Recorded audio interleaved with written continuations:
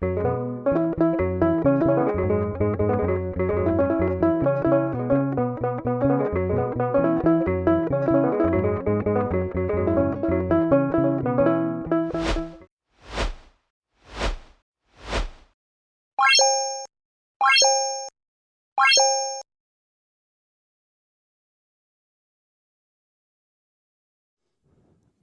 አብ ወወልድ ወመንፈስ ቅዱስ አሐዱ አምላክ አሜን።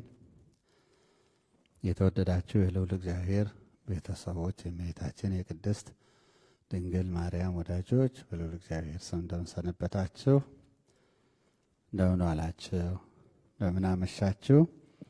በቸርነቱ የጠበቀን ለዚህች ዕለት ለዚህች ሰዓት ያደረሰን ልዑለ ባሕርይ እግዚአብሔር አምላካችን ስሙ ከአጽናፍ እስከ አጽናፍ የተመሰገነ ይሁን።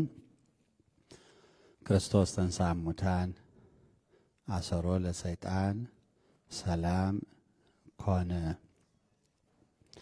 ጌታችን እና አምላካችን መድኃኒታችን ኢየሱስ ክርስቶስ ሞትን ድል አድርጎ ተነሳ። ሰይጣንን አሰረው። በታላቅ ኃይልና ስልጣን ተነሳ። ሰይጣንን አሰረው።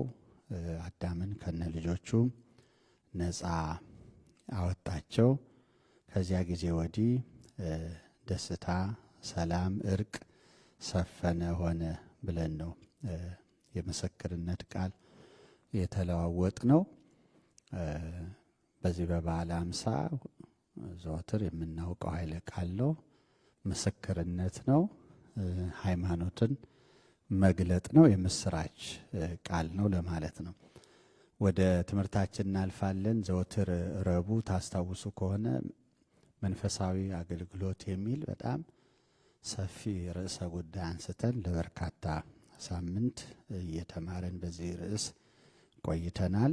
አሁንም ከዚያ የቀረውን ነው ወደፊት የምንቀጥለው።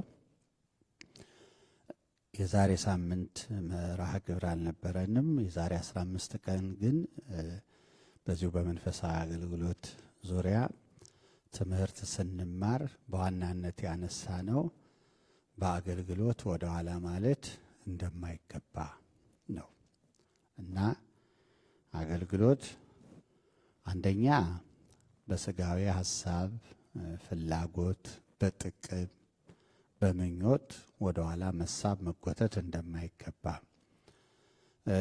ሁለተኛ ደግሞ ፈተናም ካለ በፈተናም ወደ ኋላ ማለት እንደማይገባ፣ መንፈሳዊ አገልግሎት ትልቅ ዋጋ ያለው ስለሆነ ያለ ፈተና ሊከናወን የማይችል ስለሆነ ፈተና እንዳለበት አውቆ ወደ አገልግሎት መግባት ያስፈልጋል። በሆነው ባልሆነው ደግሞ ወደ ኋላ ማለት አይገባም። ሐዋርያው ሩጡ ቅደሙ፣ ሩጹ ወብድሩ በማለት በዕብራውያን መልእክቱ የተናገረውን ኃይለ ቃል ይዞ ቅዱስ ዮሐንስ አፈወርቅ እንዴት አድርጎ እንደተረጎመው እንዳብራራው አይተናል። ስለዚህ ዋናውን እናነሳናቸውን በርካታ ነጥቦች ወደ ኋላ መለስ ብሎ መመልከት ያስፈልጋል ማለት ነው። ዛሬ ደግሞ የምናነሳው በዋናነት ሴቶች ያላቸውን አገልግሎት ይሆናል። በመጽሐፍ ቅዱስ የሴቶች የአገልግሎት ስፍራ በጣም ሰፊ ነው፣ በብሉይ ኪዳንም በሐዲስ ኪዳንም እና አገልግሎታቸውን አንደኛ በቃ እንደው ከመዝሙር ከከበሮ፣ ሁለተኛ ደግሞ ከመስተንግዶ ከመብል ከመጠጥ ጋር ብቻ አያይዞ ማሰብ ትክክል አይደለም። ከዚያ ሰፋ ያለ መንፈሳዊ አገልግሎት ሴቶች ሲሰጡ በመጽሐፍ ቅዱስ ታይተዋል ማለት ነው እና የሙሴ እህት ማርያም እንዴት አድርጋ መዝሙር እየዘመረች ከበሮ አንስታ መዘምራኑን እየመራች እንዴት ያለ ጥበብ፣ ምስጢር፣ ትንቢት ያለበትን መዝሙር እንደዘመረች እና በመጽሐፍ ቅዱስ የመራችው መዝሙር ተጽፎ ተመዝግቦ እናያለን ማለት ነው እና ዲቦራ ነቢይት ናት እና አስቴር የሰሩት ስራ አለ። በመጽሐፍ ቅዱስ በመቃብያን ተጽፏል። የሰሩት ስራ በመጽሐፍ ቅዱስ ውስጥ አለ እና ደግሞ ከሴቶች ዓለም እና ከሴቶች መካከል ተለይታ እመቤታችን ቅድስት ድንግል ማርያም ደግሞ የአምላክ እናት ናት። አምላክን ወልዳለች፣ ወልዳ አሳድጋለች፣ የዓለምን ቤዛ ማለት ነው። እና ይሄ በእውነቱ ለሴቶች አገልግሎት የእግዚአብሔርን ፈቃድ ለመፈጸም ያለን ቁርጠኝነት እና ደግሞ በአገልግሎትም የት ድረስ ክብር የት ድረስ ጸጋ እንዳለ ለሴቶች እንደተሰጠ የመጨረሻው ማሳያ፣ ያለፈ ማሳያ የለም፣ ከዛ ተወዳዳሪም የለም ማለት ነው።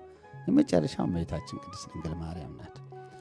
የእመቤታችን አገልግሎት ለብቻው ይነገራል ማለት ነው። እመቤታችን እኮ አገልግሎት ነው። እግዚአብሔር ዓለምን ሲያድን ላቀደው ሐሳብ የመጀመሪያው እመቤታችን ናት፣ ተመራጭ ማለት ነው። ስለዚህ እመቤታችንን መረጠ፣ አከበረ፣ በእርሷ አደረ፣ ከእርሷ ሰው ሆነ። ከዚያ በኋላ ለቤዛ ዓለም በመስቀል ተሰቅሎ በመልዕልተ መስቀል ዓለምን ሞቶ ተነስቶ ሞትን ድል አድርጎ ተነስቶ አርጎ ዓለምን አዳነ ማለት ነው። ምርኮን ማርኮ ጸጋን ለሰው ልጆች ይህ ቀራችሁ እንዳንባል አድርጎ ባጣነው ጸጋ በጸጋ ላይ ጸጋ ጨምሮ አምላካችን ሰጠን እና እመቤታችን እንግዲህ ስለ ሴቶች ስለ በርካታ ሴቶች አገልግሎት ልንመጣ ነው። ግን የእመቤታችንን አገልግሎት ፊት አስቀድሞ ማሳየት ያስፈልጋል። ደናግላን ይከተሏታል እና ወይወስዱ ደናግለ ድህሪያ እና እመቤታችንን አራያ አድርገው የሚከተሏት የደናግል መመኪያ ናት እና የሚያገለግሉ አሉ። ሴቶች ብቻ አይደሉም፣ ወንዶችም ሴቶችም እመቤታችንን አብነት እናደርጋለን እና የእግዚአብሔር ማሳያ ናት፣ ፍጽምት ናት እመቤታችን እና አገልግሎቷን በጥቂት ነጥቦች አምላክን መውለዷን ማለታችን አይደለም። እንደውም እንደ እውነቱ ለመናገር ከዚያ በፊት በእመቤታችን ዘንድ የነበረ ትሕትና፣ የአገልጋይነት መንፈስ እመቤታችንን አገልጋዩን እኔን የአገልጋዩን ትሕትና ውርደት ዝቅታ ተመልክቷልና ብላ ራሷን የጠራችበትን ቃል መርሳት የለብንም። ተመልከቱ እና እስመ ርእየ ሕማማ ለአመቱ የባሪያይቱን የእኔን የአገልጋዩን የእኔን ትሕትና ምን አድርጓል? አዎ ተመልክቷል ብላለች እመቤታችን። እና ራሷን ስትጠራ የጠራችው ጸሎቱን የጸለየችው የእመቤታችን ጸሎት ነው። በሉቃስ ወንጌል ምዕራፍ 1 ላይ ነው። ከሊቀ መላእክት የምስራች ሰምታ ቃሉን መርምራ ፈትና ከተቀበለች በኋላ አካላዊ ቃል በማህፀኗ ተቀርጾ ወልድን ጸንሳ ወደ ኤልሳቤጥ ሄዳ በመልአኩ የሰማችውን መንፈስ ቅዱስ ያደረባት ኤልሳቤጥ ደግሞ አጽንታ መስክራላት የጌታዬ እናት ወደ እኔ እንዴት ትመጫለሽ ብላ ማለት ነው። አመስግናት አወድሳት ስታበቃ ይህ ሁሉ ነገር ይፋ ከወጣ በኋላ ነው ጸሎቱ እና እመቤታችን እናቱ ነኝ በሚል በዚህ ደረጃ አይደለም ራሷን የገለጠችው። በምንድን ነው? በትሕትና ቃል የባሪያይቱን የኔን ትሕትና ውርደቴን ተመልክቷል። ዝቅታ ማለት ነው ትሕትና። ተመልከቱ እና ትሕትና የሚለውን ከፍ ያለ ሰው ራሱን ዝቅ ሲያደርግ የምንጠቀምበት ሆኖ የግዕዙን ትርጉም ብዙ ጊዜ አይዝልንም እና አንዳንድ ቦታዎች ላይ አሻሚ ይሆናል ማለት ነው። እና አሁን ለምሳሌ እመቤታችን የኔን የባሪያይቱን ትሕትና ተመልክቷልና ስትል ራሴን ዝቅ ማድረጌን አይቶልኛል ማለቷ አይደለም። እንደሱ አይደለም ይሄ የሚተረጎመው ማለት ነው። ትሕትናዬን አየልኝ አይደለም እያለች ያለችው እመቤታችን፣ የኔን ውርደት አየልኝ ነው እያለች ያለችው። ተመልከቱ።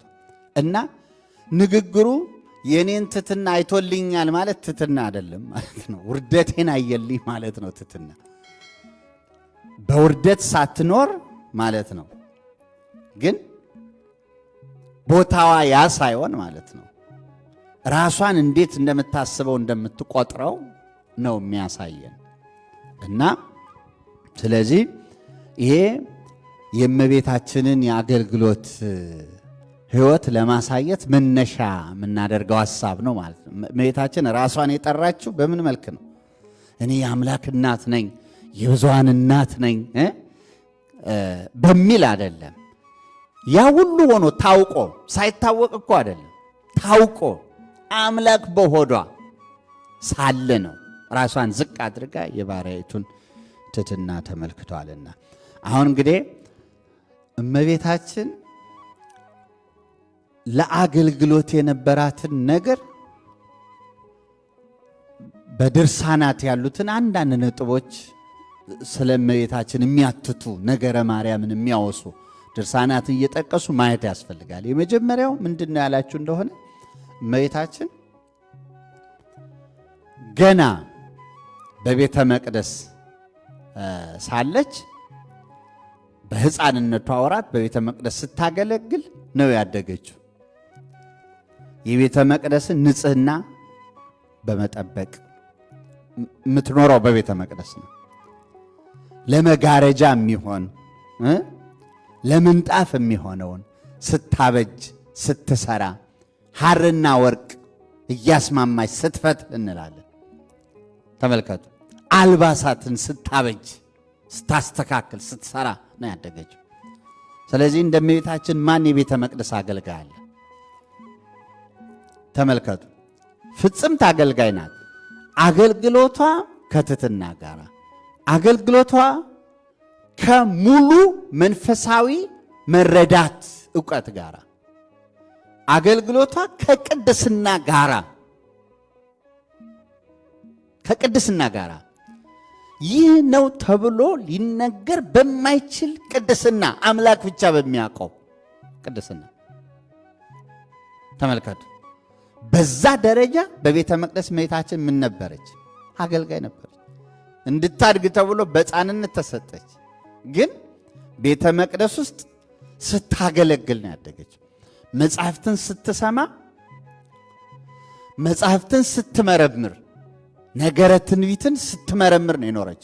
በነገራችን ላይ ሐር ወርቅ ማስማማት ራሱ የሚለው የእጅ ሥራ የጥልፍ የሙያ ተግባር ብቻ ማድረግ የለብንም። እመቤታችን ዘንድ የሚነገሩ ነገሮች የወርቅ ልብስ መልበስ፣ የወርቅ ጫማ መጫማት፣ እንደገና ደግሞ በወርቅ ጫማ ውሻ ማጠጣት፣ ሐርና ወርቅ እያስማሙ መፍተል የሚሉ ነገሮች ከምናቃቸው ተግባራት ያለፈ ምስጢራዊ ፍቺ ያላቸው እንጂ በቀጥታ ለምሳሌ በጫማ ውሻ ማጠጣት ከውሻ ያነሰ ችላ የሚባል ምን አለ? በእውነት ከውሻ ያነሰ ገበሬ እኮ ለፈረሱ፣ ለበቅሎው፣ ለአህያው፣ ለሚያርስበት በሬ ተጠንቅቆ ነው የሚመግበው ሲያበላ ሲያጠጣ። ተመልከቱ። ውሻ ግን በተረፈ ነገር በወደቀ አጥንት የተጋጠ አጥንት እየተጣለለት እንደዛ ይኖራል ማለት ነው። ሲቀላውጥ ይኖራል ማለት ነው። ታስቦ እንኳን ባልተደረገለት ነገር ማለት ነው። እና የማይጠቅም ወይም ደግሞ እንደዚያ ክብር የማይሰጠው ሆኖ ለዛ ትኩረት ሰጥቶ ደግሞ በውሻ ደግሞ ውሃ ጽም በጣም ከባድ ነው። ደግሞ የሚገርመው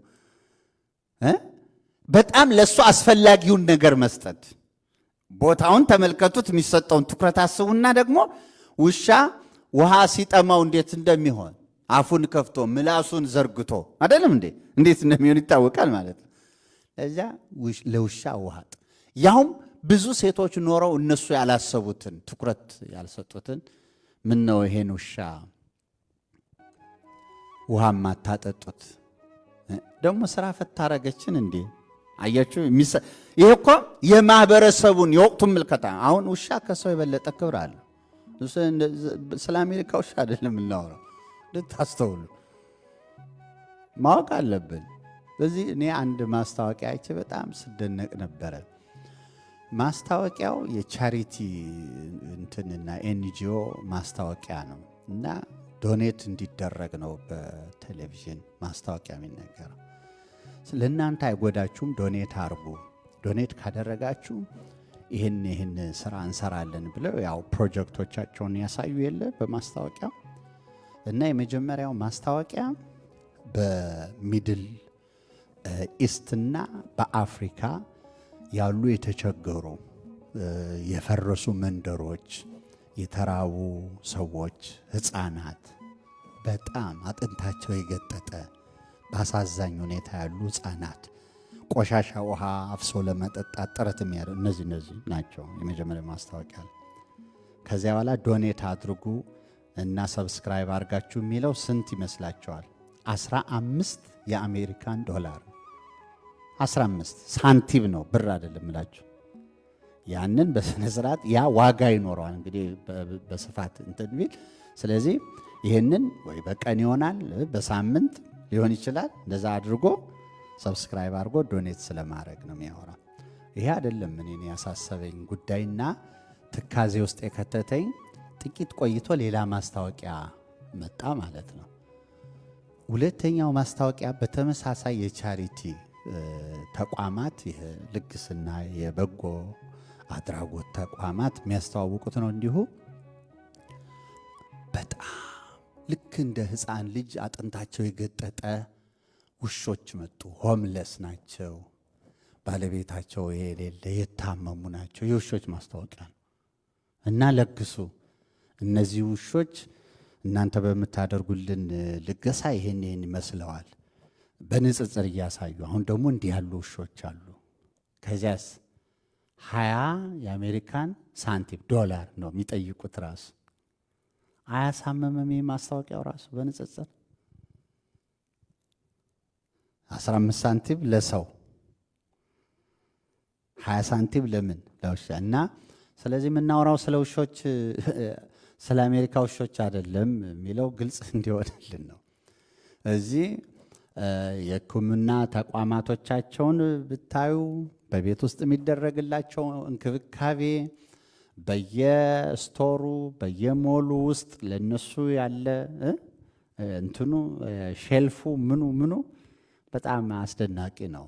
ሰው እንደዚህ ያለ እንክብካቤ የለውም በእውነቱ። እና ነገር ግን እኛ በምናውቀው አንደኛ በድሆች ሀገሮች በሀገራችንና በመሰሉት፣ ከዚያ ባለፈ ደግሞ በጥንቱ ዘመንም ይቀየራል እንደየቦታው። በጥንቱ አካሄድ ግን ውሻ የነበረው ቦታ ይሄ ነው። በማህበረሰብ ዘንድ ያለው አስተሳሰብ ይሄ ነው ማለት ነው። ይሄ ሆኖ ሳለ እመቤታችን ለውሻ ከዛስ ምን አውጥታ ከእግሯ ጫማ፣ ያን ጫማ ምን ይለዋል መጽሐፍ? በወርቅ ጫማዋ ይላል። አሁን እመቤታችን እንደዚህ ያለ ባለጠግነት ኑሯት የወርቅ ጫማ እንደሱ ነው የምናስበው ክርስቲያኖች። አያቶቿ ቅድመ አያቶቿ እጅግ በጣም ባለጠጎች ናቸው፣ የታወቀ ነው። እና ወደ ወላጆቿ ስንመጣ ግን በዚያ አይነት ባለጠግነት አልኖሩም። ያም ቢሆን እመቤታችን ገና በ7 ዓመቷ ነው ወላጆቿ በሕይወት ያጣችው፣ ያረፉት የሞቱባት ማለት ነው። እሷ ለቤተ መቅደስ ተሰጥታለች። ተመላልሰው ይጠይቋት ነበረ። የሰጧትን እመቤታችን መጸወተችው። ተመልከቱ።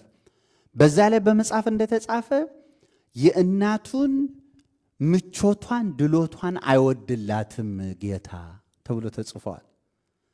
በስደቷ እንኳን በእንግድነት ተቀብለው ሲንከባከቧቸው ተነሱ ሂዱ ይላቸዋል የእግዚአብሔር መልአክ።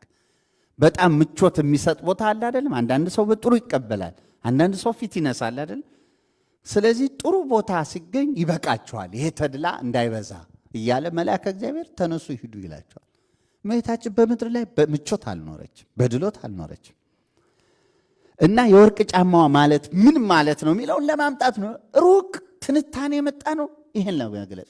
ስለዚህ የወርቅ ጫማ ማለት ምንም ጫማ ይዘቱ ምንም ይሁን ተፈጥሮ ምንም ይሁን ማን ነው የተጫማው ነው። በቫሊዩ ደረጃ ወርቅ አያንሰውም ወይ የእመቤታችን ጫማ? አይደለም።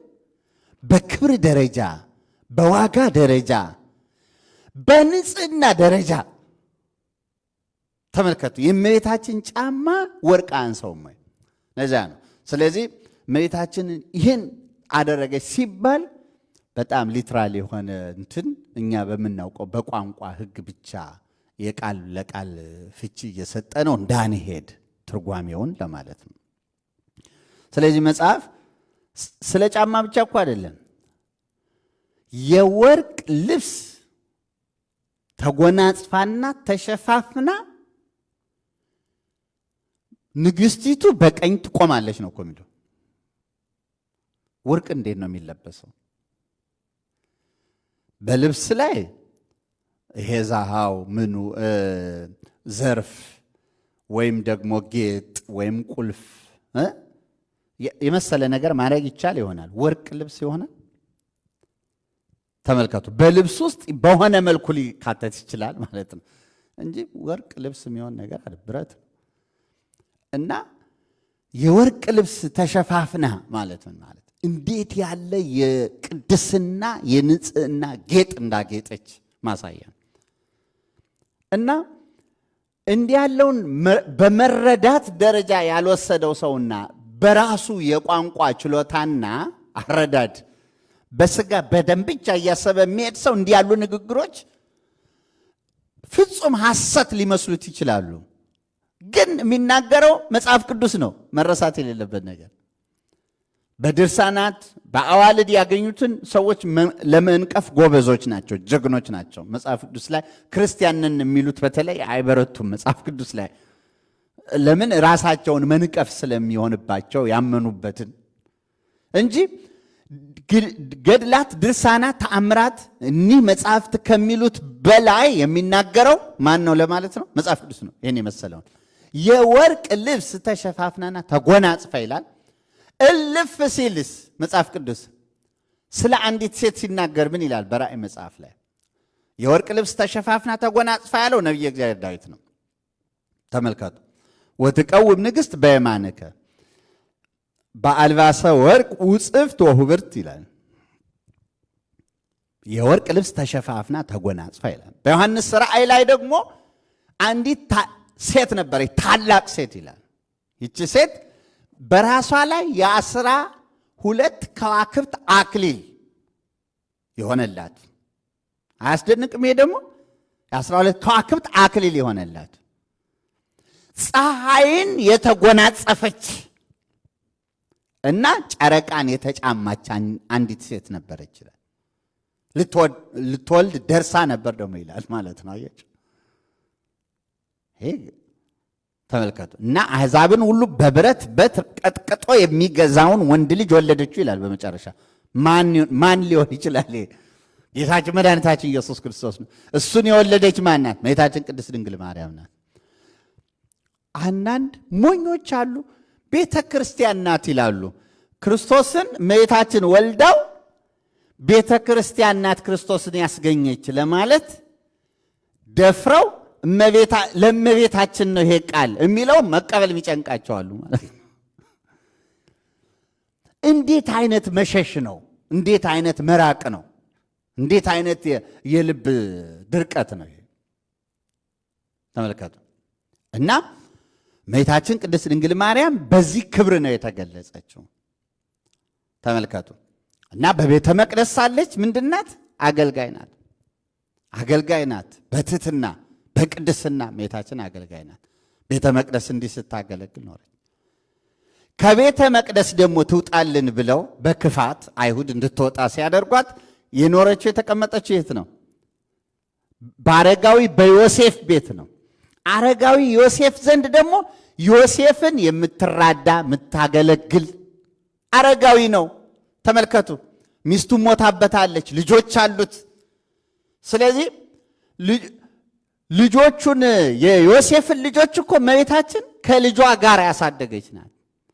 እያገዘች እየረዳች ውሃ ልትቀዳ የብስራቷን ነገር ስንሰማ ታሪክ ተስፋፍቶ ሲነገረን ቤተ መቅደስ መጨረሻ ላይ ይህንንማ ቤተ መቅደስ ነው ሄዶ መስማት ነገሩን መመርመር ብላ ከቤተ መቅደስ ሰምተዋል። ከዛ በፊት ግን በቤተ ዮሴፍ ምስራች ሰምታለች። ውሃ ልትቀዳ ሂዳ በመንገድ ምስራች ሰምታለች። እመቤታችን ትጸንሲ ይላታል ማለት ነው። አስፋፍቶ ሳይሆን ትጸንሻለች። ምን አይነት ነገር ነው? ምንድን ነው የምሰማው እያለች ማለት ነው። እመቤታችን ትጸንሲ ይላል። እንግዲህ በሯን ሲያንኳኳ ነበር ማለት መልአከ እግዚአብሔር እየደጋገመ ትጸንሲ ይላል። ምልክት እየሰጠ ትጸንሻለሽ ይላታል። ምንድን ነው የማደምጠው ነገር?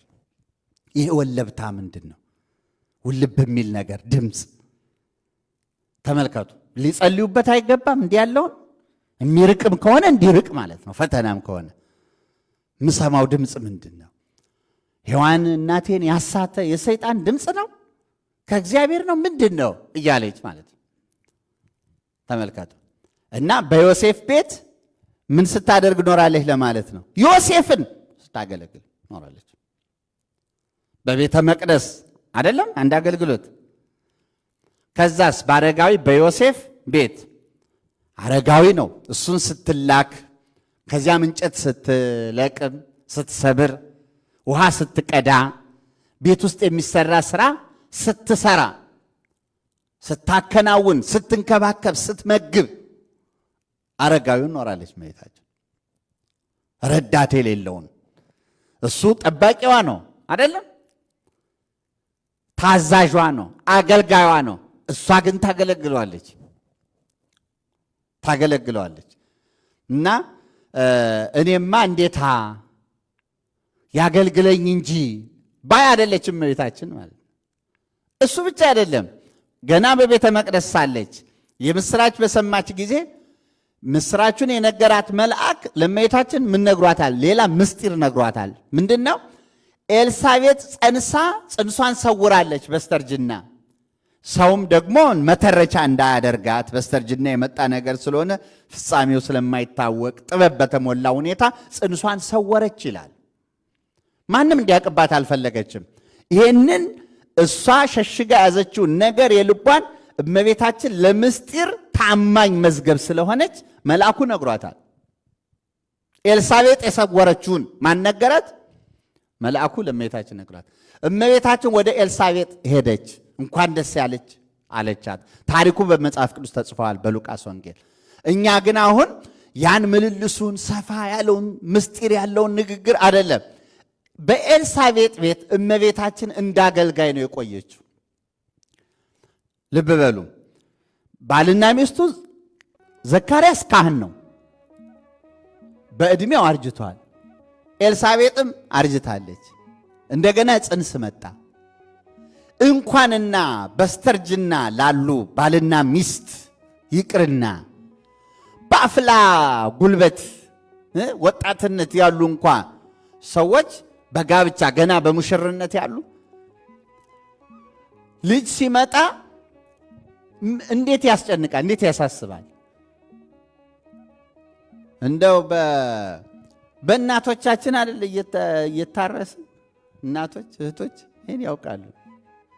ከዚያ ሳንነጠል ነው እና የሰው ድጋፍ እርዳታ እንዴት እንደሚያስፈልግ እና ማንም ካልሄደላት ካልደረሰላት እሷ ጽንሷን ከሰወረች ረዳት ያስፈልጋታል አያስፈልጋትም? ያስፈልጋታል። እመቤታችን 6 ወር ሆኖታል ለጽንሱ ተብሎ ተነገራት። እሷ አምላክን ጸንሳ ተመልከቱ። እመቤታችን እኔ በዚህ ሁኔታ ነው ያለሁት ሳትል አምላክን ጸንሼ ሳትል ሳትኩራራ ኤልሳቤጥን ልታግዛት ሄደች። እንኳን ደስ ያለሽ ለማለት ቢሆን ኖሮ ሰው ጥየቃ ሄደን 3 ወር እንቆያለን። እመቤታችን እኮ በኤልሳቤጥ ዘንድ ስንት ወር ተቀመጠች ይላል መጽሐፍ ቅዱስ? 3 ወር ተቀመጠች እኮ ይላል። እንኳን ደስ ያለሽ ልትላት ሂዳ 3 ወር ተቀመጠች። ስለዚህ ለማን ጥያት ሄዳለሁ? ልርዳት እንጂ ላግዛት። በሽማግሌ ጉልበቱ ምን አድርጎ ይደግፋታል? ምን አድርጎ ይረዳታል? ለሱስ ቢሆን ማን ይረዳዋል? ማን ያገለግለዋል? ማን አብስሎ ያበላዋል? ብላ ካህኑ ዘካርያስን ኤልሳቤጥን ስትረዳ ስታገለግል ኖረች። አገልጋይ ነው፣ ሁልጊዜ አገልጋይ ነው። አስተዋይ ነው ደግሞ። የአገልጋይነት መንፈስ ያለው ሰው ልስራ የሚል ሰው የሚገርማችሁ ስራ ወደሱ ይመጣለታል። ስራንም ያውቃል፣ ምን መስራት እንዳለበትም ያውቃል። ተራምዶ አያልፍም፣ ረግጦ አያልፍም። ያስተውላላ። ምንም የማይሰራ ሰው አይሰራም። እግሩ ስር ያለ ስራ አይሰራም። የወደቀ ነገር አያቀናም። የሚሰራ ግን አስተውሎ ነው የሚሰራው። ተመልከቱ። እና ካልሰራን የሚያቀና እጅም አይኖረንም ማለት ነው። ልምድ ያለው አይምሮም ሲዘጋጅ ነው። ትውት ሰው ለአገልግሎት፣ ለተልኮ፣ ለመጣደፍ የተዘጋጀ እንደዛ ነው። በደስታ ያደርገዋል።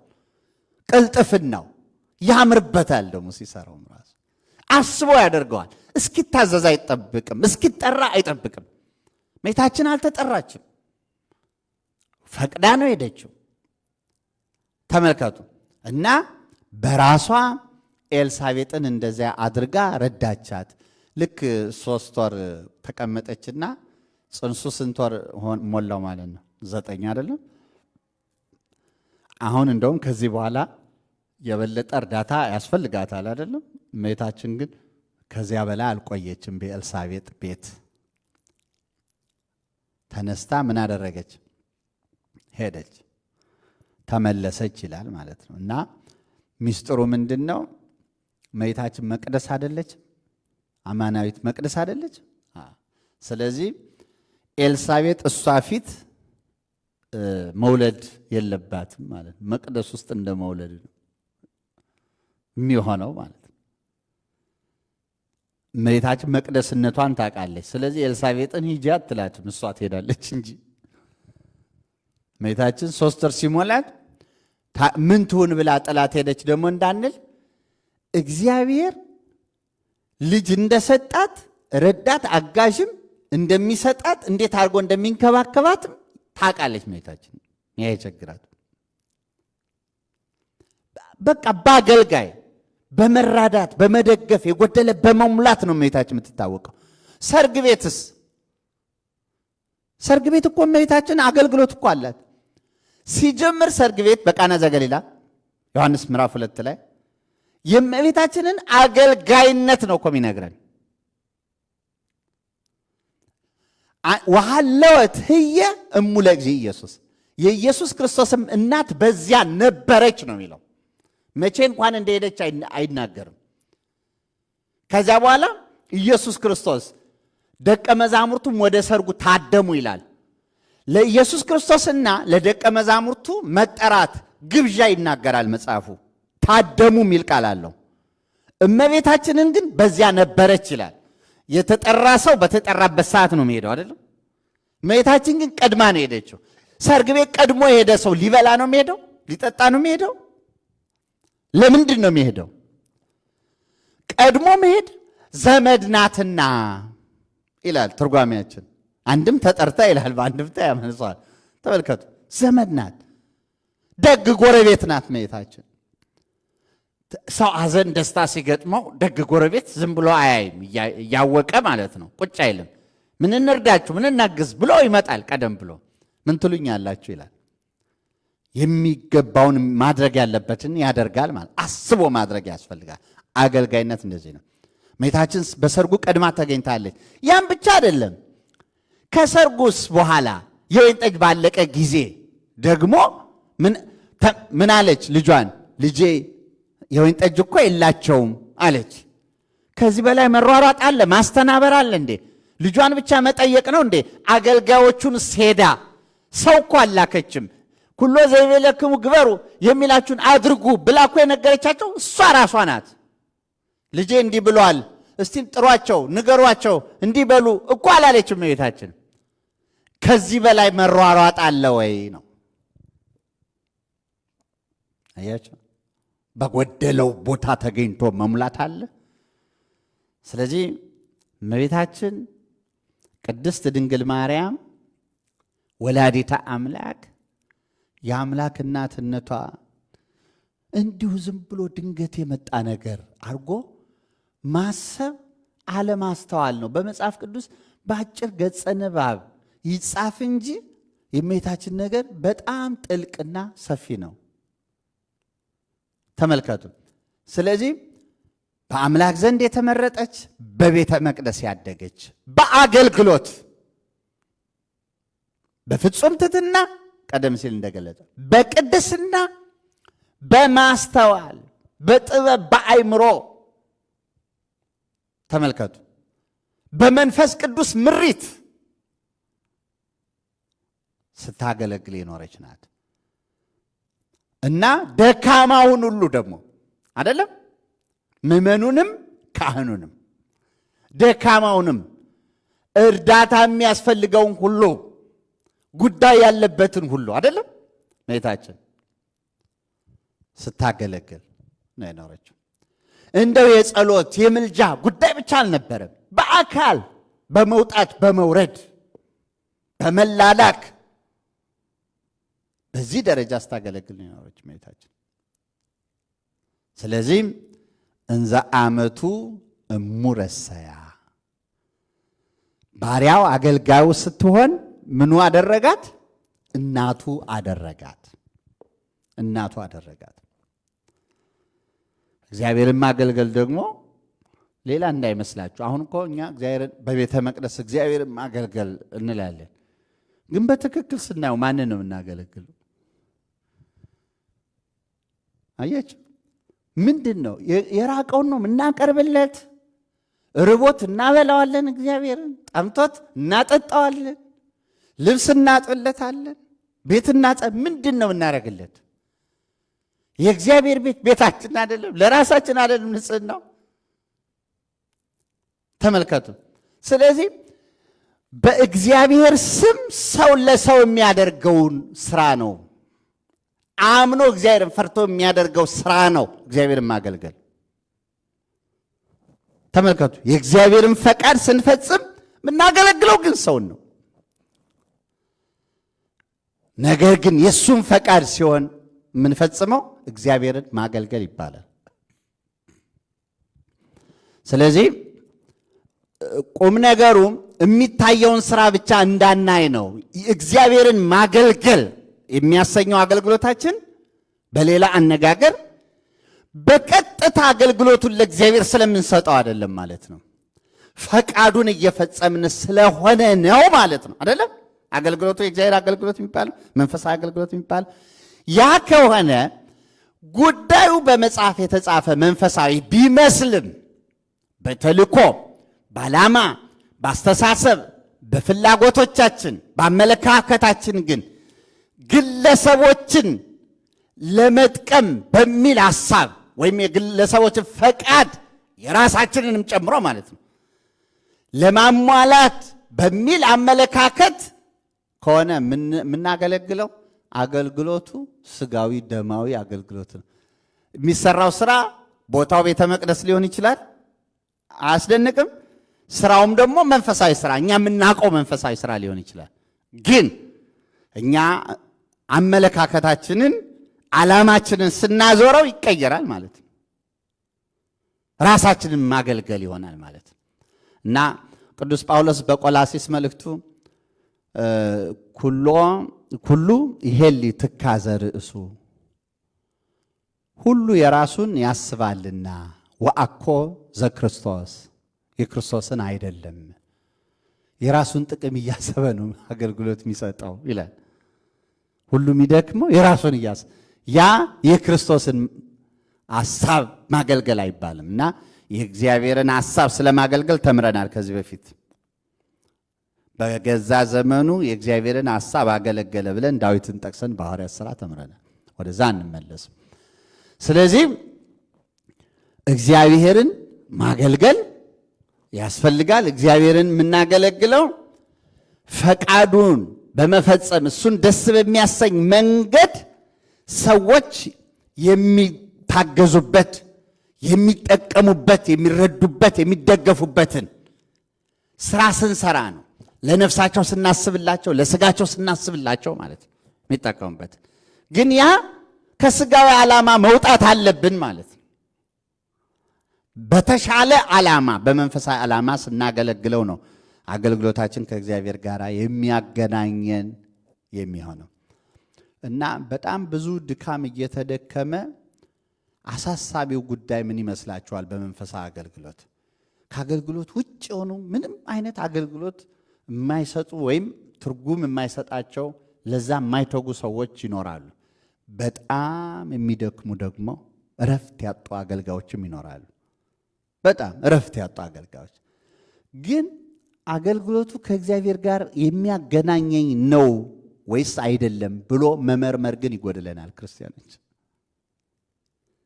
ሰውን ነው ማስደስተው? እግዚአብሔርን ነው? ራሴን ነው ማስደስተው? በትክክል ከእግዚአብሔር ጋር እያገናኘኝ ነው የሚለውን መመርመር ግን ይቀረናል። ወይም ደግሞ እንታለላለን። ስንመረምርና መልስ ስንሰጥ ለራሳችን ለአእምሯችን ጉዳዩ በእግዚአብሔር ስም መከናወኑ ብቻ የእግዚአብሔር ሥራ እየሰራን እንደሆነ እንዲሰማን ያደርጋል። እንደሱ አይደለም። እንደሱ አይደለም። ጥልቅ ሐሳብ አለው ማለት እሱን ማግኘት፣ እውነቱን ማግኘት ማለት ያ ነው። እሱን ማግኘት ያስፈልጋል። ነፍስ ትረካለች። ጸጋችን በየዕለቱ ያድጋል። ውስጣችን እረፍት ይሰማዋል። ሕይወታችን በሌላ ዘርፍም ከዚህ አገልግሎት ጋር በሌላ ዘርፍም ምን ይሆናል ማለት ነው? የቅድስና እግዚአብሔርን የመፍራት የትህትና የፍቅር ይሆናል። አያችሁ፣ እነዚህን ያሟላ ይሆናል ማለት ነው። ካልሆነ ስጋዊ ነው እና ድካም ብቻ ይሆናል ማለት ነው። እና እመቤታችን ቅድስት ድንግል ማርያም የሴቶች አገልግሎት በመንፈሳዊ ሕይወት ስንል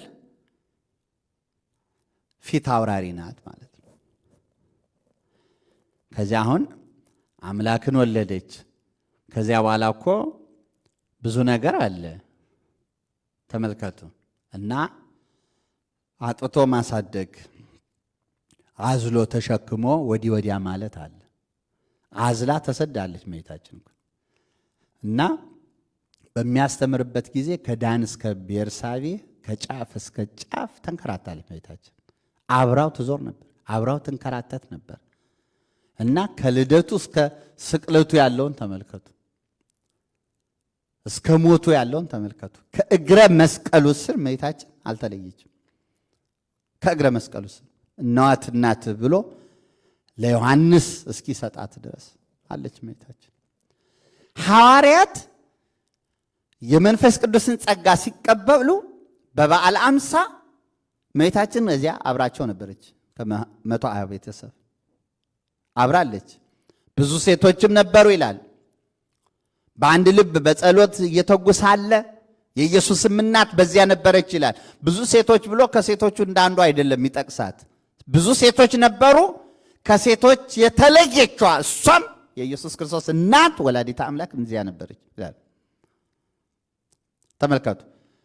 ከሞትም ከትንሣኤም በኋላ እመቤታችን ከእሷ አትለይም። የተነገረው እኮ ንግሥቲቱ በቀኝ